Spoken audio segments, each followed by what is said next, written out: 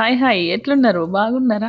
ఏం లేదబ్బా, కిటికీలో నుంచి ఒక్కసారి కిందికి చూడంగానే వెదర్ సూపర్ అనిపించింది. పొద్దున్నే వాకింగ్ చేద్దామని పోయినా.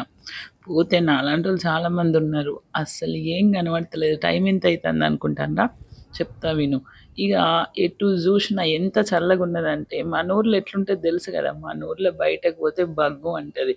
ఇంతకు మన ఊరు ఏంటిదంటారా? రామగుండం. రామగుండం అంటేనే అగ్నిగుండం కదా. మరి అట్లాంటి ఊర్లలో ఉండొచ్చి ఇట్లా చల్లటి వెదర్కుంటే ఎంత బాగున్నదంటే. మీరు ఎప్పుడైనా ఊటీకి పోయినరా? ఇది ఊటీ పక్కనే నేను ఉండేది. మరి ఊటీకి పోతే తెలుస్తుంది ఊటీ వెదర్ ఎట్లుంటుందని. ఒక్కసారి ఎంత బాగుంటుందని అంటే, ఇక మనలాంటి వాళ్ళకైతే పండగ. తెలంగాణ ఆంధ్రప్రదేశ్ వాళ్ళు ఒకసారి ఇలాంటి వెదర్ చూసిండ్రంటే ఆహా, ఎంత బాగున్నది అనుకుంటాం.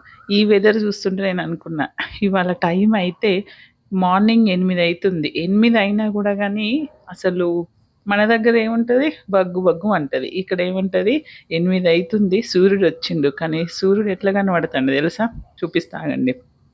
సూర్యుడు కూడా అసలు మరి మన ఏరియాలో ఎందుకు సూర్యుడు ఎట్లుంటాడో చూడండి. సూర్యుడు కూడా చంద్రుడిలాగా కనబడతాడు. మనకి ఎప్పుడు వస్తుందో ఇట్లాంటి వెదరు.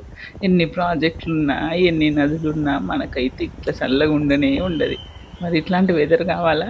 ఇది ఎక్కడ ఒకసారి మీకు తెలుసా? కమెంట్ చేయండి.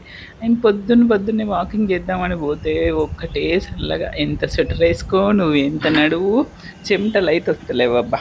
వాకింగ్ చేసినావా అంటే చేసినాం అంతే. క్లాసులు చెప్పి చెప్పి చికాకు వచ్చింది. సరే పోదామని వాకింగ్ పోయినా, పిల్లల్ని పంపించి 8కి. ఇగో ఇట్లున్నది మన ఊర్లో వెదర్. ఓకే.